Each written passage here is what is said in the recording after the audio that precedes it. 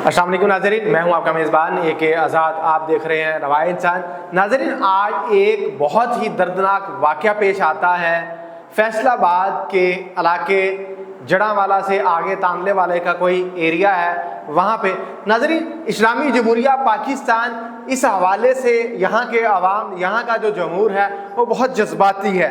इसको non issues को issues बना के पेश कर दिया जाता है। इसकी सारी की सारी तवज्जो नॉन इश्यूज़ पर लग जाती है और पीछे से हमारे मुल्क में काम करने वाले, खिलवाड़ करने वाले जितने भी बदमाश हैं उनको खुलकर खेल खेलने का मौका मिल जाता है। नाज़रीन, ये वाक़या भी पिछले एक माह से इसको चिंगारियाँ मिल रही थी, कभी किस तरह से, कभी किस तरह से, कभी किस तरह से।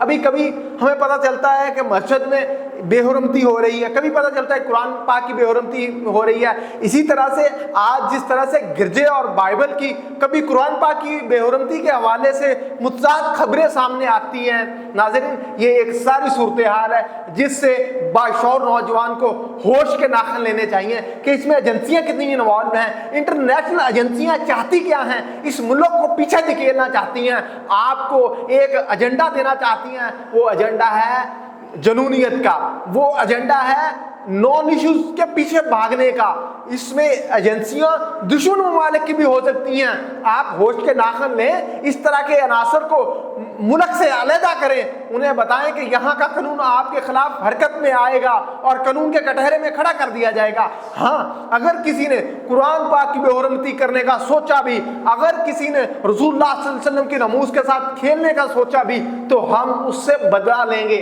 कैसे बदला लेना है ये मुझे सीरत से इसका पता चलता है। इसका मुझे कुरान पाक और बाकी अंबिया ने मुझे एक पुरसकून, एक ऐसे तरीके से इसका मुझे सलीका सिखाया हुआ है। वो सलीका ये है कि हमने उस सोच का तदारक करना है, उस सोच को सोसाइटी से ख़त्म करना है। दुनिया भर में हमने कुरान पाक पर अमल करके हमने इंटरनेशनल सतह पर मुसलमानों की जो नमूस है, जो पमाल हो चुकी है, हमने इसको दोबारा से बरकरार, इसको हमने पमाल होने से बचाना है और लोगों को बताना है कि यही मज़हब है जो सच्चा मज़हब है। इस तरह जब हम एक जनूनी कैफियत में आते हैं, लोगों के सच्चे खुदाओं को, लोगों के झूठे खुदाओं को, लोगों की झूठी किताबों को, लोगों के झूठे इबादत गाहों को जब हम आग लगाएंगे, जब हम उनके जज्बात को हम उबारेंगे, मुझे बताएं कौन सा मजहब आपको सच्चा मानेगा, कौन सा फिरका आपके साथ खड़ा होगा।